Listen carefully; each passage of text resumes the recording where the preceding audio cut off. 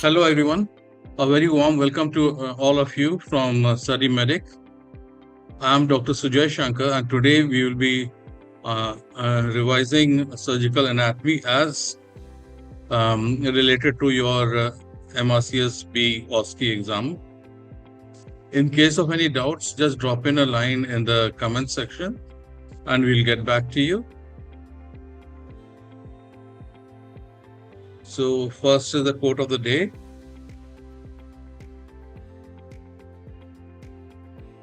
Now coming to the agenda of this session, first we'll be discussing a bit about the anatomy station and its framework, and then we'll go on to the various parts,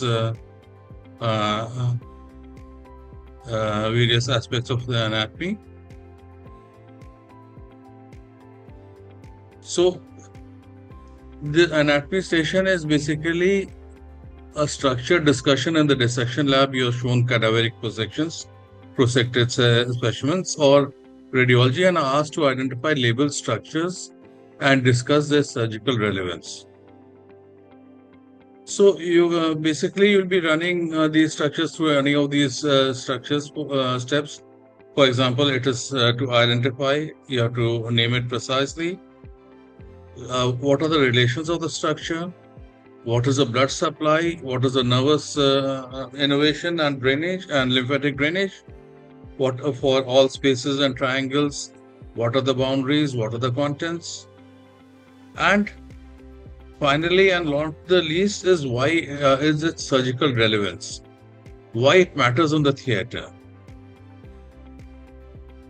Okay. So now coming on to the anterior abdominal wall, one of the important aspects is the layers. So many people confuse over the camper and scalpa fascia.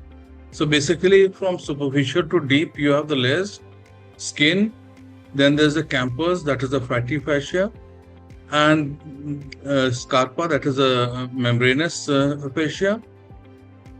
But then on the lateral aspects, you have the external oblique, internal oblique, and transversus abdominis. After that, you have after these three layers of muscles, you have the transversalis fascia, you have extraperitoneal fat, and finally you have the peritoneum. Then there's a difference between the rectus sheath. That is, there's an arcuate line. Above that, the rectus sheath has an anterior and a posterior layer with the rectus muscle in between. But below the arcuate line, the rectus sheath, as you all know, has only the anterior layer. And there's a linea alba in the midline. So this is a diagram from superficial to deep. So what is important that you should always remember is that below the arcuate line, the entire aponeurosis passes anterior to the rectus and there is no posterior sheath. Now coming to inguinal canal, so basically you'll need to know what it is, where it is, what are the walls, what are the contents. So first of all is the anterior wall. It is formed mainly by the internal oblique aponeurosis. And on the lateral aspect, you will also have the internal oblique. Posteriorly, you will have the transversalis fascia and the conjoint tendon. The roof is made up of the arching internal oblique and transversus abdominis fibers. Floor is by the inguinal ligament and the lacunar ligament. And the contents include spermatic cord, round ligament, and ilioinguinal nerve. So this is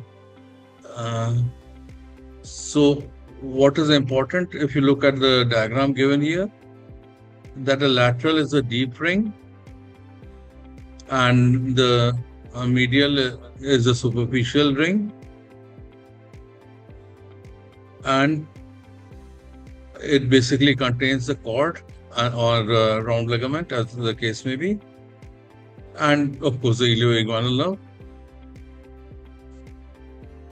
Now, An important pearl here is that the deep ring lies lateral to the inferior epigastric vessels, and superficial ring is deficient, is a defect in the external oblique.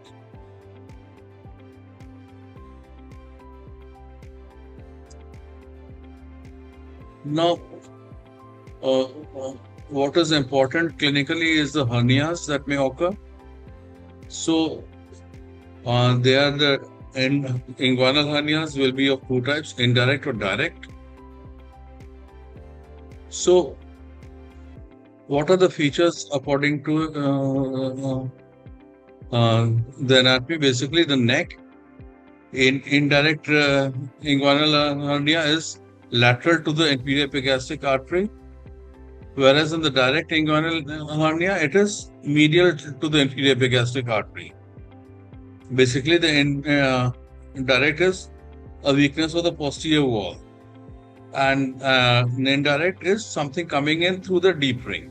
Okay. So, the indirect hernia, the herniation is through the deep ring into the canal, whereas in the direct inguinal hernia, it is through the Hasselbalch's triangle. The covering, it is within the cord, and the direct hernia is behind the cord. Age group, indirect hernias are commoner in younger individuals, direct in the older groups. So, what is a Hasselbalch's triangle? So, it is formed by three structures. It's a triangle. So, first is the inferior epigastric artery, which is the lateral boundary. The rectus, which forms the medial boundary, and the inguinal ligament forms the inferior boundary. Now, an important tip is that a femoral hernia will be below and lateral to the pubic tubercle, and the inguinal hernia is above and medial. And femoral hernias have a high risk of strangulation. Now, coming to the foregut. So, main thing about the foregut is the blood supply. So, it is by the celiac trunk that arises from the T12 level of the at the level of the T12 vertebra. So it has three major branches. That is the left gastric artery, which supplies the lesser curve. There is a splenic artery that supplies the spleen, pancreas, and gives rise to short gastric arteries and left gastroepiploic artery. There is a common hepatic artery that is gives rise to proper hepatic artery and the gastroduodenal artery, and it supplies the foregut, that is from the lower esophagus to the second part of the duodenum. So, what you ought to remember is that the foregut is supplied by the celiac trunk, midgut by the superior mesenteric artery, the hindgut by the inferior mesenteric artery, and the watershed area is at the splenic flexure is the boundary between the superior mesenteric and inferior mesenteric artery.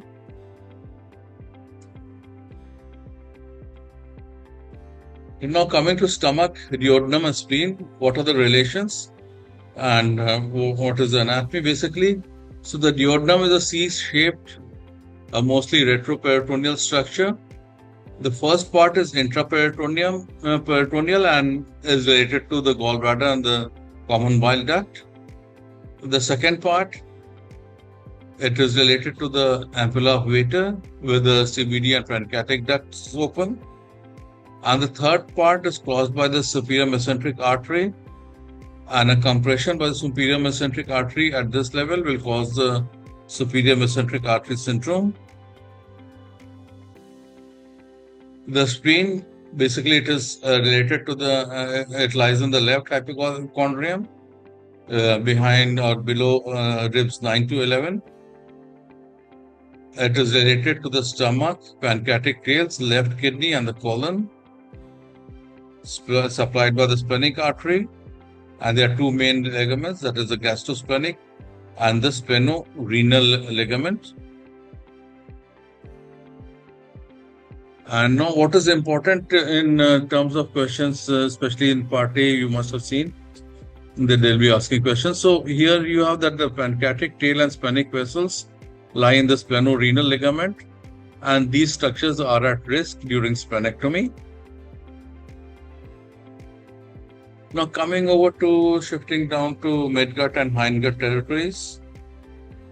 So what is the extent of the various parts of the gut? So foregut extends from the lower esophagus to the second part of the duodenum, supplied by the celiac trunk that arises at our level of T12 vertebra. Midgut is basically distal duodenum, proximal to proximal two-thirds of the transverse colon, supplied by the superior mesenteric artery that arises at the level of L1. And the hindgut is distal transverse colon to upper rectum. It is supplied by the inferior mesenteric artery that arises at the level of L3 vertebra.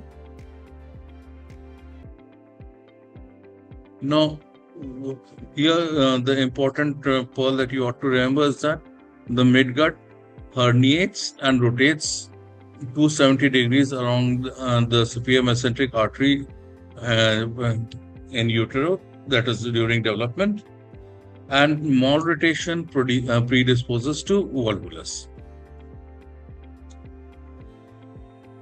Now, important aspect about hepatobiliary and Callett's triangle is that this is a very important aspect of anatomy during gallbladder surgeries. So Callett's triangle or cystohepatic triangle, it has 3 borders. It's a triangle. So one border is the cystic duct, another border is the common hepatic duct, and the third border is the inferior edge of the liver. What does it contain? The most important content is the cystic artery, and it also contains a lymph node of Lund. Okay. So the cystic artery is, the importance of this triangle is that it has to be identified properly before we ligate the cystic artery.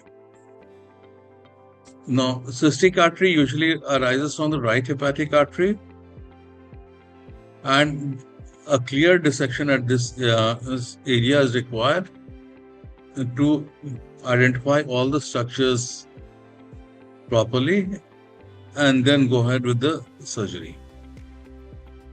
So here's a diagram of the cystic artery. You can see the cystic artery. This is the lower edge of the liver. This is the common hepatic duct, and this is the cystic duct.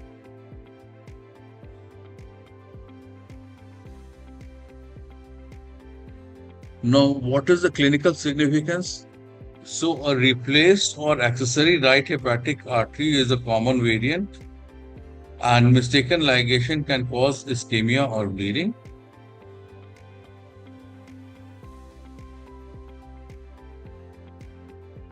Now, going on ahead with to the biliary tree and lab safety during cholecystectomy. So, the biliary tree, right and left hepatic ducts join to form the common hepatic duct. Now, cystic duct joins the common hepatic duct to form the common bile duct. CBD then joins the pancreatic duct at the ampulla, and the sphincter of Oddi controls the outflow. Now, what is the critical view? What is the importance? So, Callett's triangle has to be cleared of fat and fibrous tissue, and then you have to see that only 2 structures are entering the gallbladder. One is the cystic duct and one is the cystic artery. Lower third of the gallbladder is separated from the liver bed, and then and only then you are allowed to clip and divide the cystic artery and the cystic duct.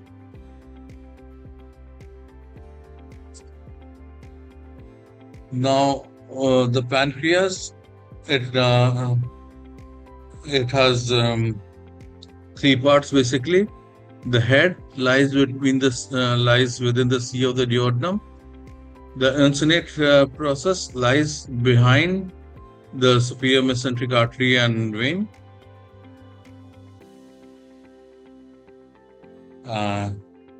The neck, body, and tail, they lie in the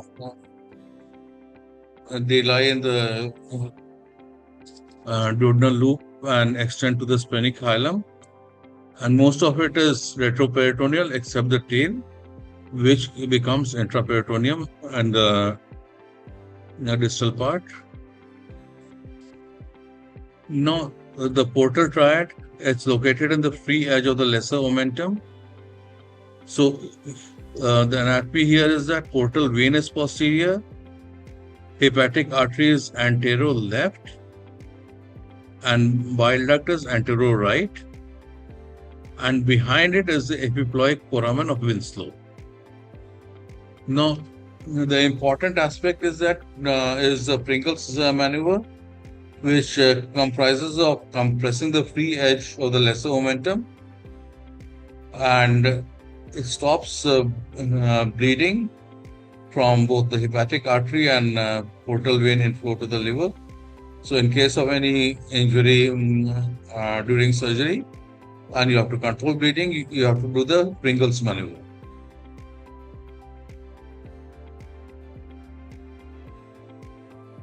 Now about the abdominal aorta and its branches. So the main important branches are listed here. So as we have already discussed, celiac trunk that supplies the foregut arises at the level of the 12th thoracic vertebra. Superior mesenteric artery supplies the midgut and crosses the third part of the duodenum. It arises at the level of L1. And the renal arteries also arise at the level of L1. And the right renal artery passes posteriorly behind the inferior vena cava. Then the inferior mesenteric artery arises at the level of L3 and it supplies the hindgut. And the aorta bifurcates at the level of L4, giving rise to the two common iliac arteries.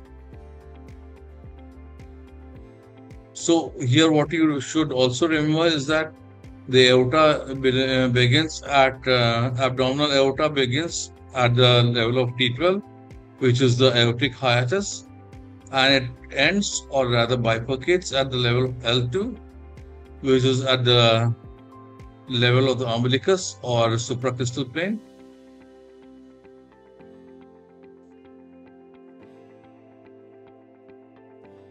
No, abdominal aortic aneurysm.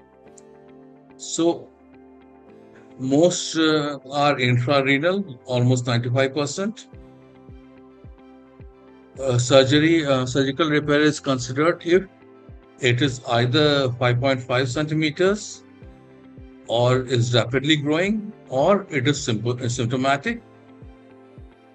What are the relations? So on the right is the inferior vena cava, and on the left renal vein is anterior. A rupture would lead to retroperitoneal hemorrhage. Now about the diaphragmatic openings. So at T8 you have the inferior vena cava. T10 you have the esophagus plus vagus nerves. T12 you have the aorta, thoracic duct, and esophagus vein. So how will you remember? So I8, 10x at 12. So IVC at 8, 10x means esophagus at T10, and at T12 you have the aorta, thoracic duct, and esophagus. So this is a guaranteed viva question. So always remember, vena cava is at 8, esophagus is at 10, and aorta is at 12.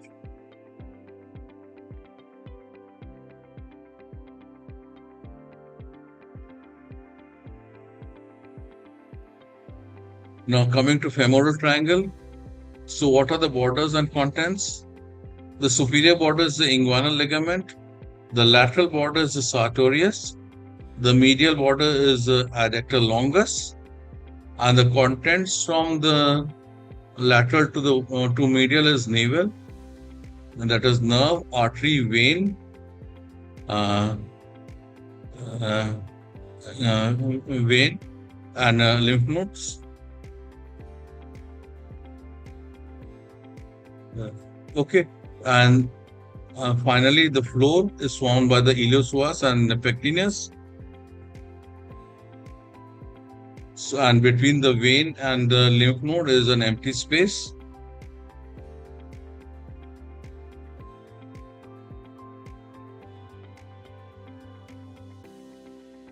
So, what is important about the E or the empty space? It is this space in which a femoral hernia descends, and its medial wall is a lacunar ligament, and it's a very small space. So, that is why it is more liable to, shall we say, to strangulate. Now, changing over the field, we are going to the neck. So we have to discuss the most important aspect of the neck is the triangles. So first important point that you ought to remember that it is mainly divided by sternocleidomastoid into anterior and posterior triangles. So anterior triangle and its boundaries are the midline, the mandible, the lower end edge of the mandible, and the anterior border of the sternocleidomastoid muscle. Posterior triangle is by the sternocleidomastoid, trapezius, and the clavicle. So anterior triangle is further divided into divided into carotid triangle, submandibular triangle, muscular triangle, and submental triangle. And the posterior triangle contains the accessory nerve, the external jugular vein, and the trunks of the brachial plexus. And this is also one of the important topics for your viva. So you should remember all the contents and the structures. Now, what is this clinical pearl out here? The accessory nerve, that is cranial nerve 11, it crosses the posterior triangle and is at risk during lymph node biopsy.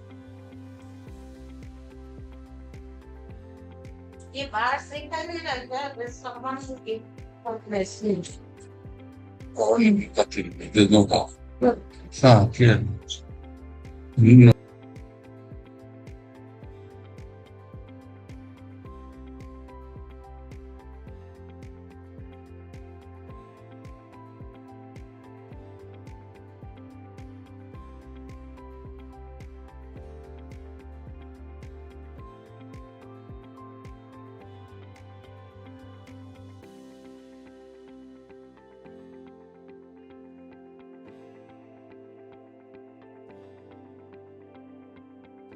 So the contents of the posterior triangle. So basically these contents include the accessory nerve, the external jugular vein, the trunks of the brachial plexus, third part of the subclavian artery, and cervical plexus branches, and inferior belly of the omohyoid. What is the importance of the posterior triangle? At risk for accessory nerve injury that can lead to trapezius weakness. Cervical lymphadenopathy presents at this in this triangle. It is a landmark for brachial plexus block, and axis of central line subclavian axis is from this posterior triangle only. And what is the clinical pearl? The accessory nerve is the most superficial structure in the posterior triangle, and it is easily damaged in node biopsy.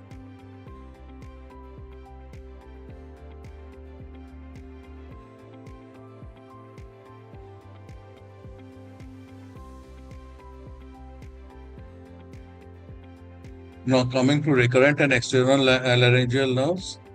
So recurrent laryngeal nerves lies near to the inferior thyroid artery and Berry's ligament. If injured, it will cause hoarse voice, and if there's bilateral injury, it will lead to airway compromise. An external laryngeal nerve, it lies with the superior thyroid artery, and if it is injured, there's a weak and easily tired voice due to paralysis of the cricothyroid. Now, clinical pearl that everyone ought to remember is that right laryngeal nerve loops under the right subclavian artery. The left recurrent laryngeal nerve loops under the arch of the aorta. Now, coming to the breast. So, what it is basically a modified sweat gland, comprises of 15 to 20 lobes, and lies on the pectoral fascia. It extends to the axilla via the axillary tail of Spence. Arterial supply is by the internal thoracic, lateral thoracic, and the intercostal arteries. Important aspect here is that they are suspensory ligaments of Cooper. And when there is cancer, what happens that these ligaments are also put under strain, and they can give rise to skin dimpling, which is an early sign of an underlying cancer. Now, what is important is that 75% of the lymph drains to the axilla, and this forms the basis of axillary staging and sentinel node biopsy.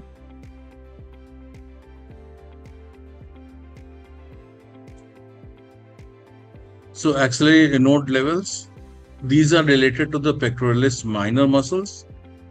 Level 1 is lateral or below the pectoralis minor. Level 2 is behind the pectoralis minor. And level 3 is medial or above the pectoralis minor. So, what are the nerves that are at risk during clearance? First is the long thoracic nerve. If injured, it will lead to a winged scapula. Thoracodorsal nerve will affect the latissimus dorsi, and the intercostobrachial nerve will give rise to arm numbness.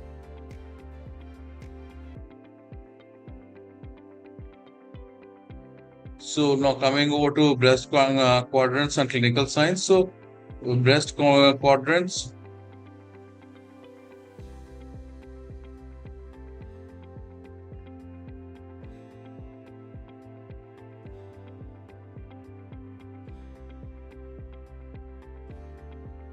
So upper outer quadrant, most breast tissue lies in the upper outer quadrant, and so also most cancers are seen here.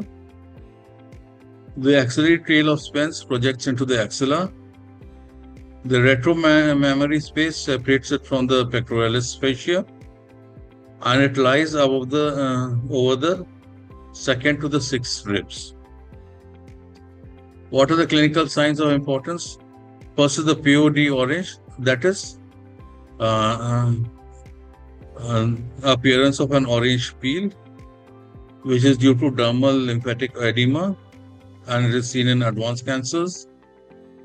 Skin dimpling occurs due to Cooper's ligament tethering, and nipple retraction indicates a ductal involvement. And the clinical pearl in this here is that most breast cancers arise in the upper outer quadrant, where the most glandular tissue lies.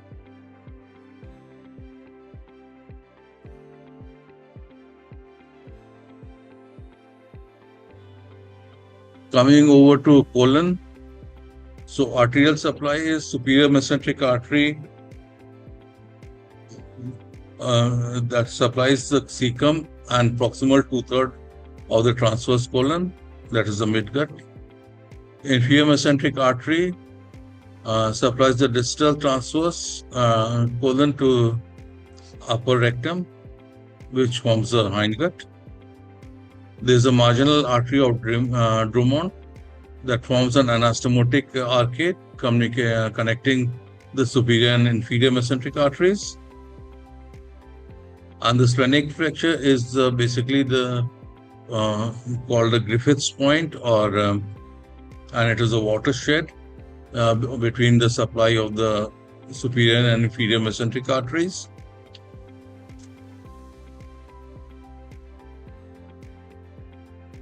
And clinical pearl is that the splenic flexure watershed is the area most vulnerable to ischemic colitis after aortic surgery. Now about the rectum, it lies from the rectal sigmoid at the level of S3 to the anorectal junction. The upper third has peritoneum on the front and sides. The middle has peritoneum only in the front, and the lower has no is entirely retroperitoneal. Supply is by superior part is supplied by the inferior mesenteric artery through the middle and inferior rectal arteries. And Houston's walls and mesorectum, these are important parts of the rectum.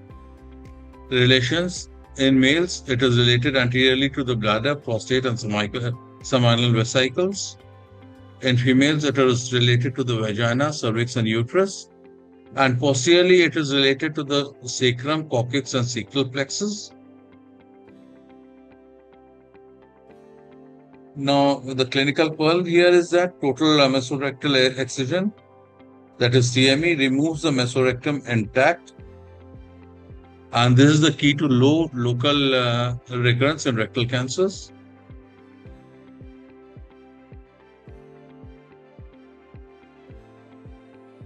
Now, coming to the anal canal and dentate line.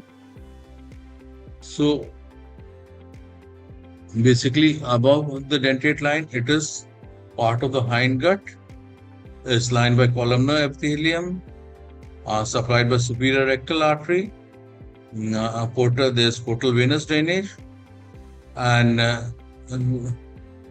it is a visceral area, so it is insensate to somatic sensations. And it drains to the internal iliac nodes. Below the dentate line, it is ectodermal. So it is lined by squamous epithelium, supplied by inferior rectal artery. Drainage is through the systemic venous system, and it is a somatic nerve supply, so it is painful. And lymphatic drainage is to the inguinal lymph nodes. So what is the importance of the dentate line? Above is hindgut or endoderm, below is the ectoderm. Above is columnar, supplied by superior rectal and portal venous, insensate. Below is squamous, inferior rectal artery, and systemic venous drainage, and it is a painful area. Above is supplied by drains to the internal iliac nodes, and below drains to the inguinal nodes. Internal hemorrhoids that will arise above the dentate line and so are painless. External, they arise below the dentate line and hence are painful. So what is the clinical pearl out here? The dentate line is a watershed for epithelium, blood, and venous and lymphatic nerve supply. And this is a very favorite viva question through all seasons.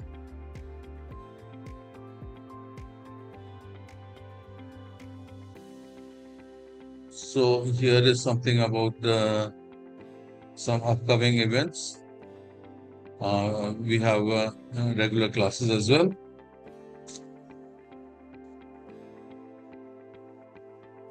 Now, what you will also see in the exam is that an image like this is given, with labeled structures, and you will be asked to identify structures and say which number represents them. So that is why this part of you should be going in depth with this with all the surgical atlases, and revise this in our classes as well. For example, they'll ask you to identify the sternocleidomastoid muscle, which is marked by number 3. The internal jugular vein here is this is the sternocleidomastoid, and here's the number 3 written on it.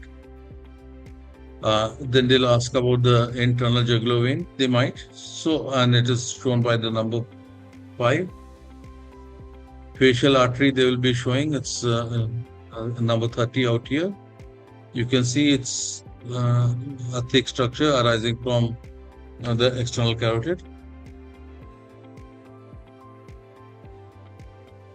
Then they'll ask about the common, which is the common carotid, the parotid gland, and other structures as well. And what is important here is that there's a transverse structure across the sternocleidomastoid muscle. So this is the transverse cervical nerve. So once you identify this, identifying the other structures becomes a little easier. So what is the clinical call out here? The transverse cervical nerve, roots C2 and 3, crosses the sternocleidomastoid, and it is a cutaneous branch of the cervical plexus. So this was basically an anterolateral dissection. Here we have a deeper dissection showing the deep neck vessels. So we have the internal, the common carotid artery, which bifurcates into the external carotid and internal carotid arteries. So how will you differentiate between the two? Basically, the internal carotid artery will not have any branches in the neck. So the branch of the common carotid artery which has branches in the neck, as you can see here, is the internal carotid artery. Now, how will you identify the superior thyroid artery? So basically, it is this this is number 10. So it is one of the first. It is the first branch of the external carotid artery, and it is probably the only one that goes downwards.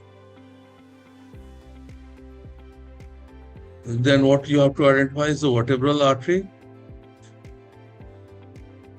So this arises from the thyrocervical trunk. And then you have the subclavian vein and the trapezius muscle.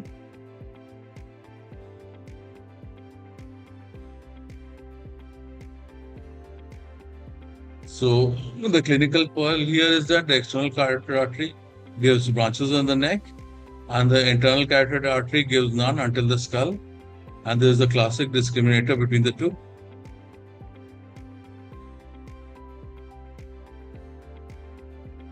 Now going for the great vessels, head and neck, great vessels at the neck.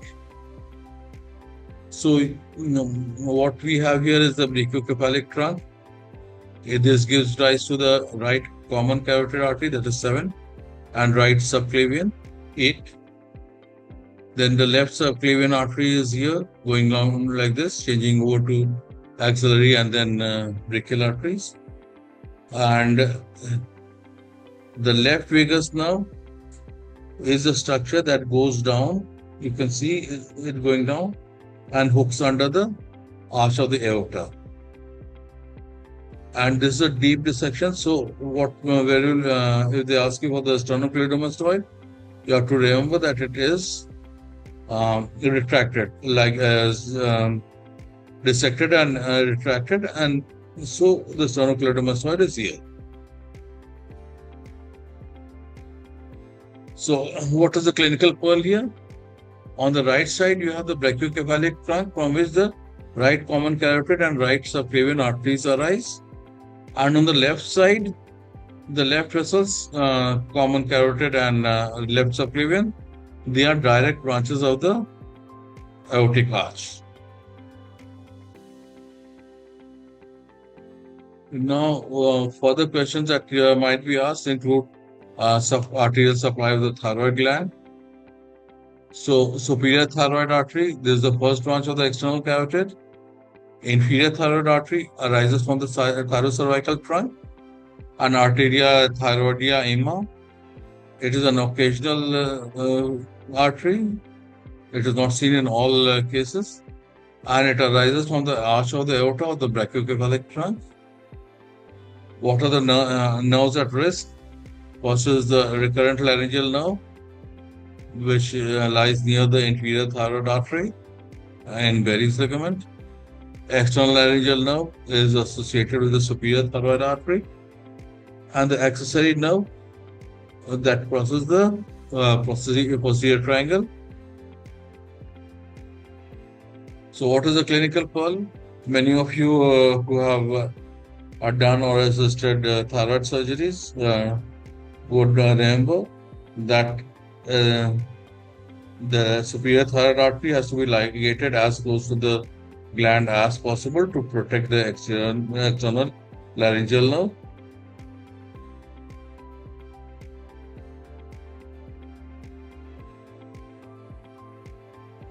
Now, this is about the cranial skull base.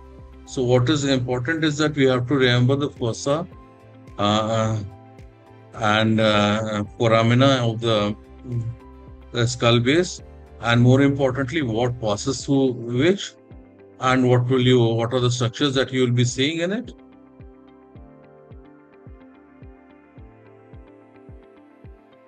So, first is the anterior cranial fossa, ACF, middle cranial fossa,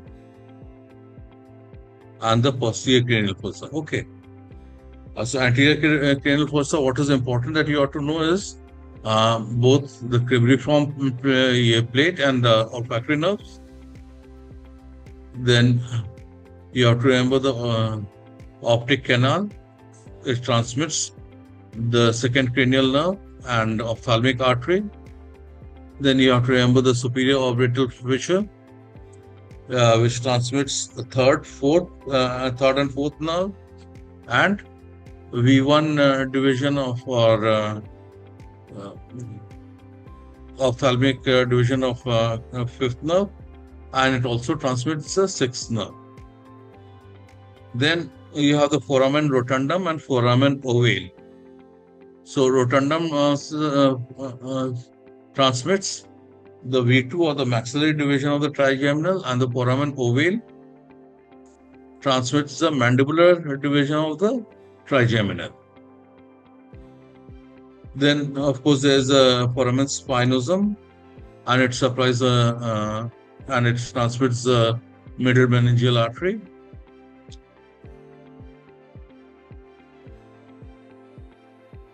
The clinical pearl out here is that foramen spinosum transmits the middle meningeal artery, and there is torn at the pterion, and tear gives rise to extradural hematoma.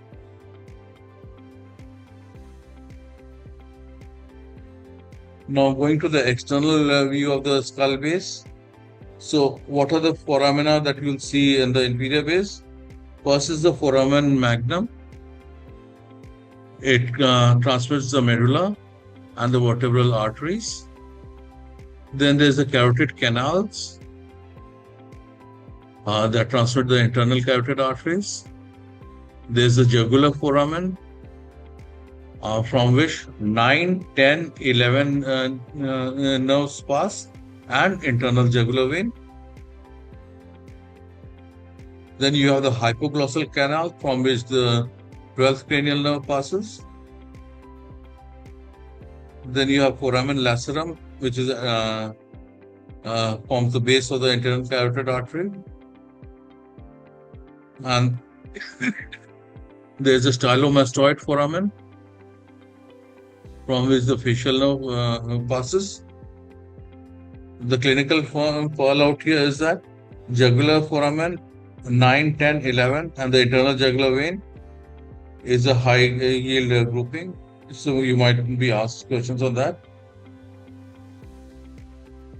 Now, another important aspect of the skull is the pterion and lateral skull. So what is a pterion? So it is formed by a union of 4 bones: frontal bone, parietal bone, squamous part of temporal bone, and sphenoid bone, greater wing of sphenoid. What is it? What is its importance? Is that it is the thinnest part of the skull, and it overlies the anterior middle meningeal artery. Its injury gives rise to an extradural hematoma. CT sign of an extradural hematoma is a biskill-shaped or biconvex lens-shaped opacity, and history of lucid interval.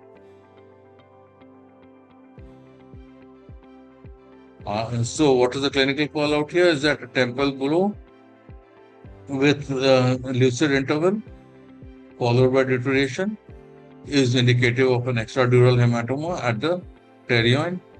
And what is important also is that before CTs and or in the past when a CT could not be arranged, suspected extradural hematoma, they will be putting burr holes in the pterion to evacuate the hematoma.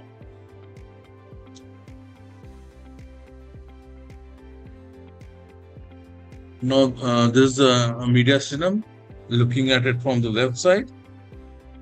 So what are the structures that you ought to know? First is the arch of aorta. Then there's the left pulmonary arteries. Then you have to identify the left main bronchus, left phrenic nerve as it goes down, left vagus nerve as it turns under the goes around under the arch of the aorta, and left subclavian artery.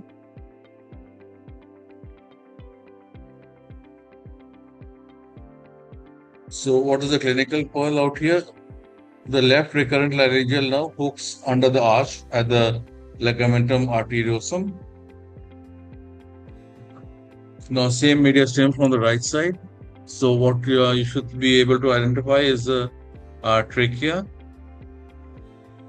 which is here, the superior vena cava,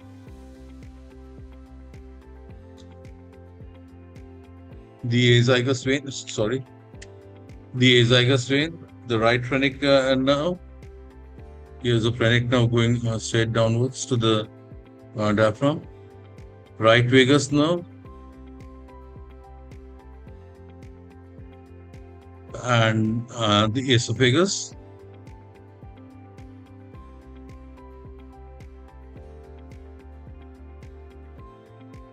And what is the clinical pearl out here? It is that the azygous vein arches over the right lung root to drain into the superior vena cava.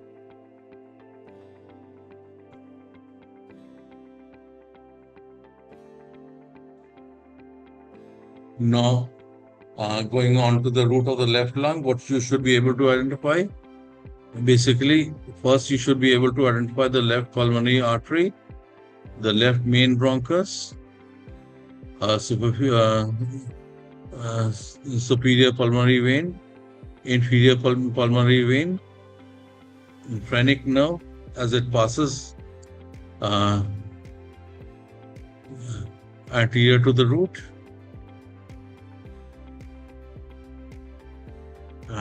and the vagus nerve as it passes posterior to the root. So what is the clinical pearl out here that you ought to remember? Phrenic in front, vagus behind. That is the rule for relations at the neck root.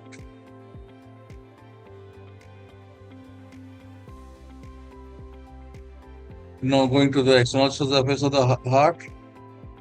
So anterior surface is mainly the right ventricle. The apex is formed by the left ventricle. The right border is by the right atrium. And inferior aspect is the left and right ventricle. And the base is formed by the left atrium. Apex beat is seen in the fifth intercostal space in the mid-clavicular line.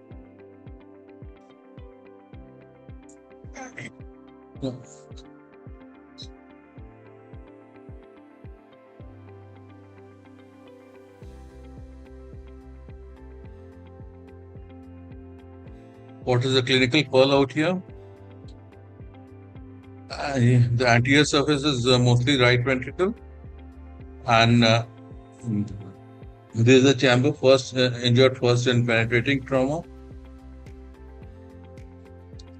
Internal chambers. So you have the right atrium, and it is identified by the crista terminalis and fossa ovalis. You have the right ventricle. You will see the trabeculae and moderator band.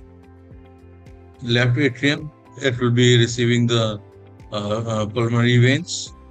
Left ventricle has the thickest wall, as you can see. The walls are tricuspid, mitral, and semilunar walls. And the septum is formed by the, and there's the interventricular septum. What is the pearl, clinical pearl out here? The moderator band carries the right bundle branch to the anterior papillary muscles of the right ventricle.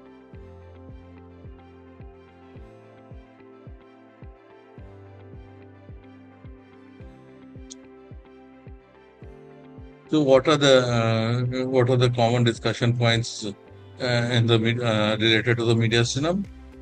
First is the divisions. Sternal angle, which lies at the level of T4 and 5.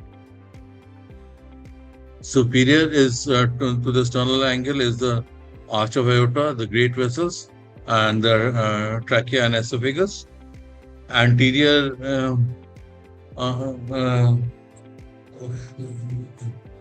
anterior structures include thymus, fat, and nodules.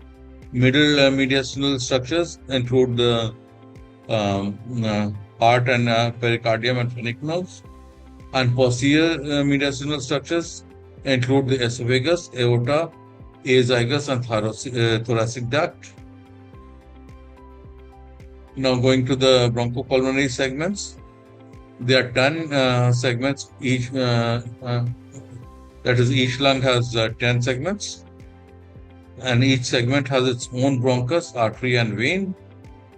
So these bronchopulmonary segments are surgically resectable units, and the right main bronchus is wider and more vertical, and that is why most inhaled foreign bodies lodge onto the right. Clinical call out here, anterior mediastinal mass. So you have to think in terms of the 4 T's: thymoma, teratoma, thyroid, and a terrible lymphoma.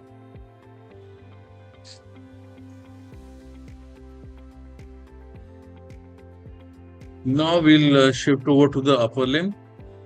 So what is the first of all, we'll start with the glenohumeral joint. So basically it's a shoulder joint. It is a ball and socket type of synovial joint. The glenoid is a shallow structure which is deepened by the labrum. Stability is by the rotator cuff muscles. And these include supraspinatus, infraspinatus, teres minor, and subscapularis. Weakest aspect of the shoulder joint is inferiorly, and so most dislocations are anterior-inferior. Rotator cuff muscles include, as I already mentioned, supraspinatus, infraspinatus, teres minor, and subscapularis, and the capsule is lax. So what is the clinical pearl out here? The shoulder traits mortality for, The shoulder trades stability for mobility. A shallow glenoid plus lax capsule makes it the most dislocated joint. Now coming over to the axilla and pectoral region. So the apex is formed by the cervico-axillary canal. So this is the cervico-axillary canal out here. Contents include the axillary artery and vein, brachial plexus, and of course the nodes. Coracoid muscles, so structures that are attached to the coracoid process include the muscles such as pectoralis major, coracobrachialis, and the short head of the biceps. The long thoracic nerve supplies the serratus anterior. The thoracodorsal nerve supplies the latissimus dorsi. And node levels are 1 to 3. And they are important in the drainage of the breast.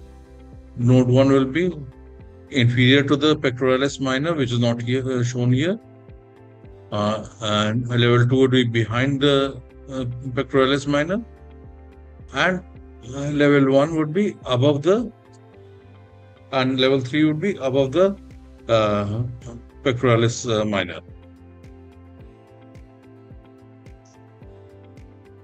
So what is the clinical pearl out here? Long thoracic nerve injury gives rise to the wing scapula, and it lies on the serratus anterior on the medial axillary wall.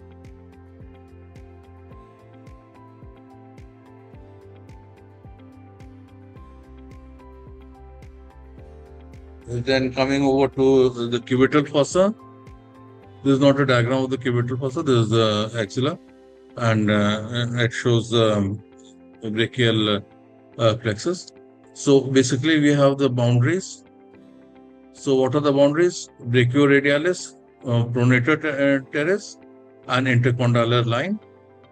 Contents: biceps tendon, brachial artery, median nerve, that is tendon, artery, and nerve. Roof is formed by the bicipital aponeurosis. Floor is formed by the brachialis and supinator. Median cubital vein, important for venipuncture. And brachial artery for measuring the BP and brachial pulse. So what is the clinical pearl out here? So it is basically the arrangement of the contents. So going from lateral to medial, you have the tendon, artery, and nerve. That is, and what is the tendon? Biceps tendon, brachial artery, and median nerve. And the brachial artery bifurcates at this level. Now going over to the forearm and hand. So the anterior compartment will have the flexors, and the nerves involved are the median and ulnar nerves. The posterior has the extensors, and the nerve here is a radial nerve. The carpal tunnel is contains the medial nerve and 9 flexor tendons. Ulnar nerve passes through Guyton's canal, and anatomical snuff box contains the scaphoid and the radial artery. And the thinner muscles are supplied by the recurrent branch of the median nerve. So what is the clinical pearl? Carpal tunnel contains the median nerve and 9 flexor tendons that pass under the flexor retinaculum.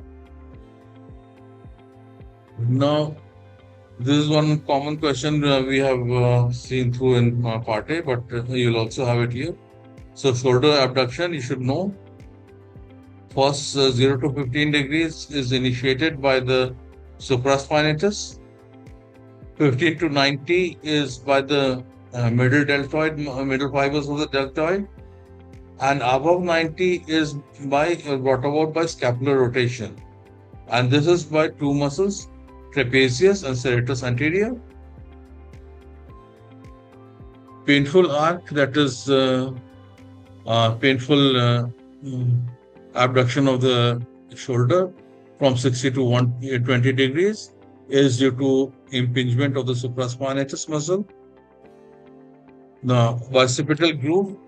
So, you have to remember lady between two majors. So, lateral lip is the pectoralis major, floor is the latissimus dorsi, medial lip is the teres major, and the long head of biceps runs in this groove.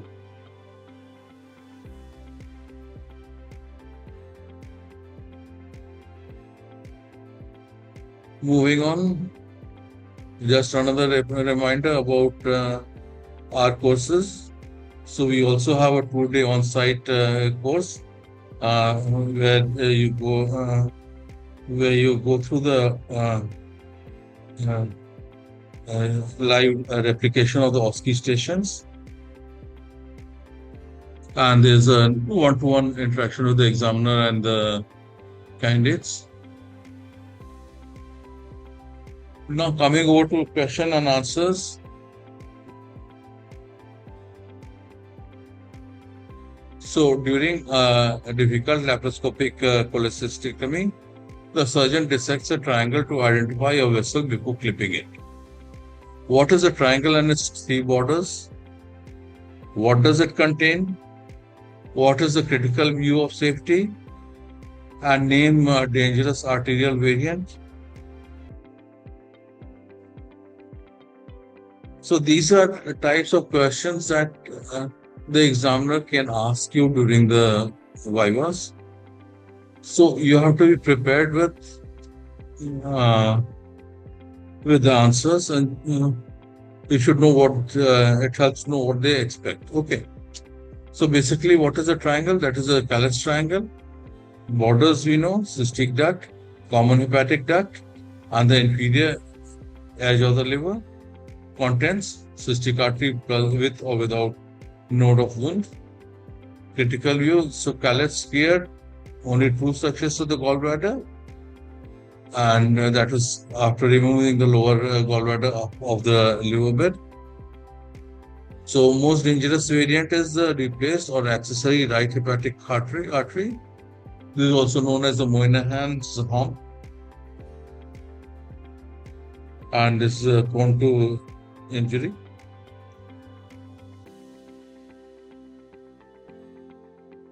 So coming to the next question, we have a thyroidectomy patient who's host post-operatively.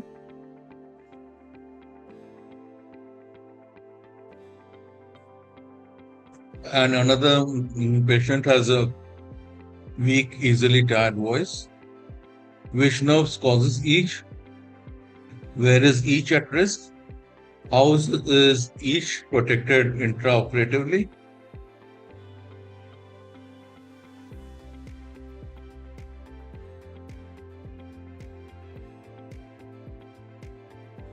So what would be the answer? So the patient with hoarse voice has sustained an injury to the recurrent laryngeal nerve, and the person with the weak voice has sustained injury to the external laryngeal nerve. Recurrent laryngeal nerve runs near the inferior thyroid artery in the Berry's ligament. External laryngeal nerve runs with the superior thyroid artery. So how to prevent the injuries? Ligate the superior thyroid artery as close to the gland as possible. Second is right recurrent laryngeal nerve loops under the subclavian and the left under the aortic arch. So it is important to identify them before doing any before approaching the inferior thyroid vessels.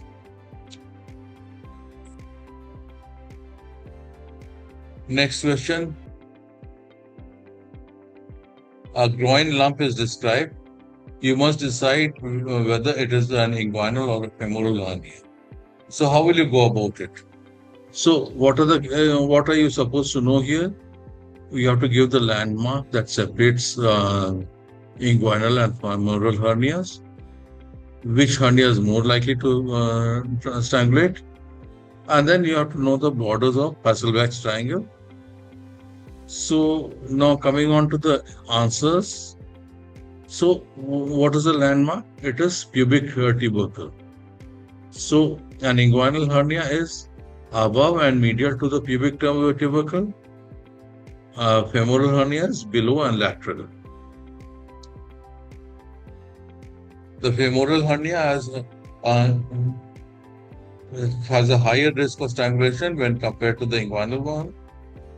The boundaries of the Hasselbeck triangle include the inferior epigastric artery, then the lateral rectus, that is a rectus sheath, and the inguinal ligament inferiorly. And direct hernia is medial to the inferior epigastric vessels.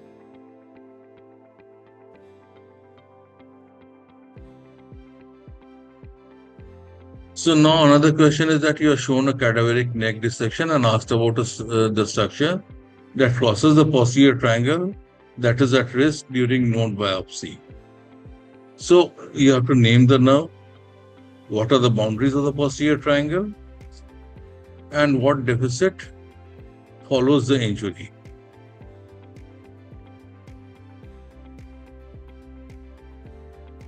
So now moving on to the answers, what you should be answering is that it is the accessory nerve. The structure being discussed is the axillary nerve. The boundaries of the anterior triangle include the superior sternocleidomastoid muscle, the trapezius muscle, and the clavicle. Injury leads to trapezius weakness, gives rise to a wing scapula appearance and shoulder drop. Also, other structures that also cause the posterior triangle include the external jugular vein and brachial plexus trunks. And the accessory nerve also supplies the sternocleidomastoid.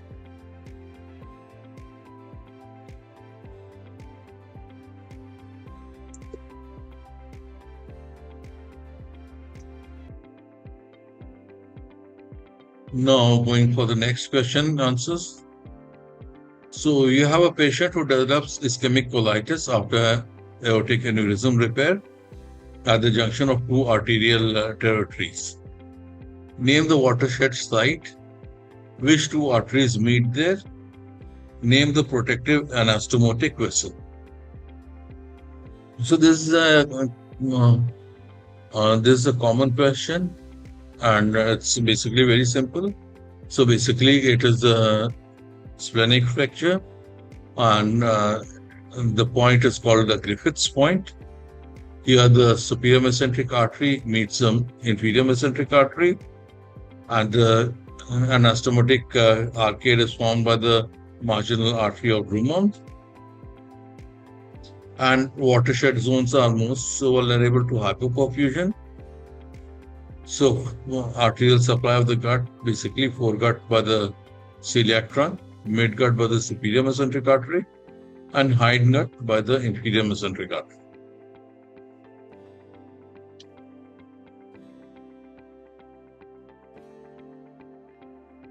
So we have other upcoming events. For the September exam, we have a one-on-one mentorship program where you get one-to-one mentor guidance, personalized study and revision plans, individual performance assessment, and targeted support for weak areas.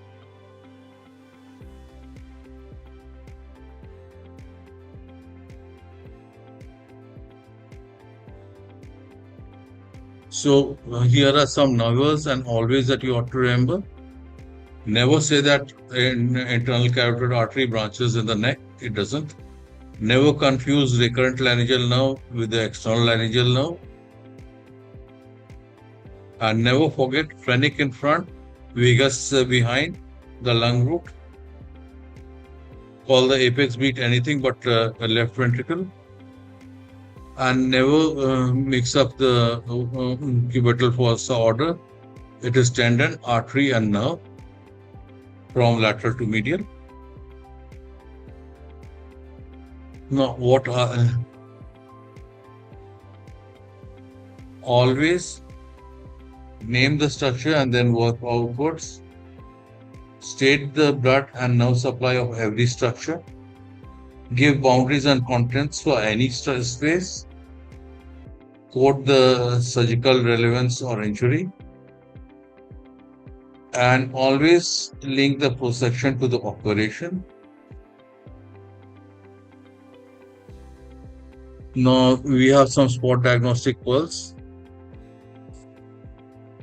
So first is the what is the cadaveric clue and what is you have to identify. First, the clue is that it crosses the sternocleidomastoid. It is cutaneous and arises from the cervical plexus. So this indicates the transverse cervical nerve.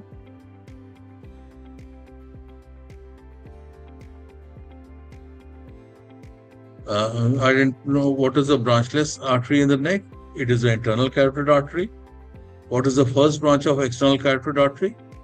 This is the superior thyroid artery. Foramen for the middle meningeal artery, foramen spinosum. Nerve that hooks under the arch of aorta, that is the left recurrent laryngeal nerve. What structure arches above the right lung root? It is the azygous vein.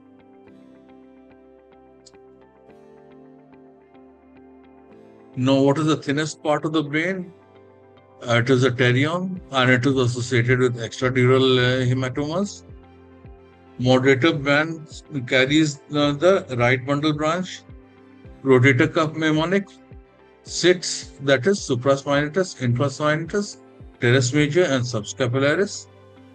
What is found at the floor of the bicipital groove? That is this latissimus dorsi, which is the nerve on serratus anterior, that is long thoracic nerve. Contents of carpal tunnel, that is median nerve plus 9 flexor tendons.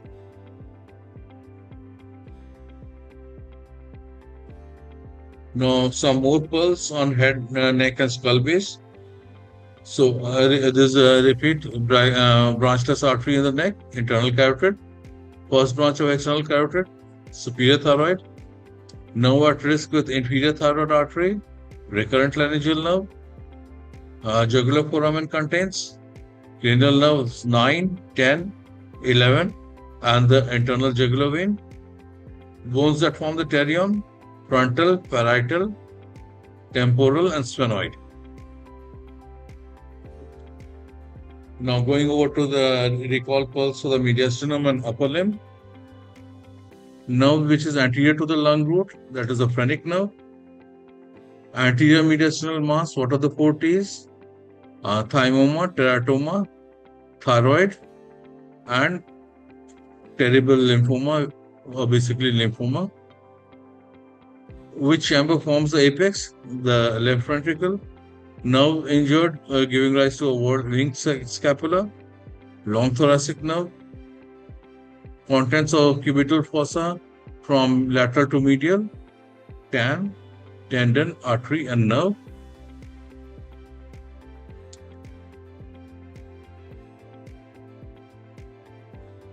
So what is all we have for further reading? You can go through.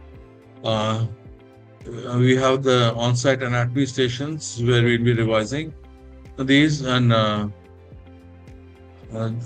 books that you ought to go through is Last Anatomy, Gray's Anatomy, Bailey and Love Short Practice of Surgery,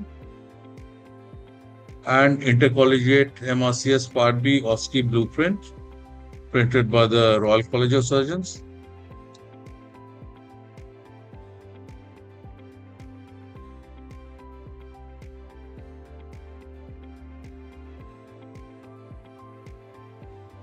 So any questions? So whatever questions you have, please type them all in the chat box.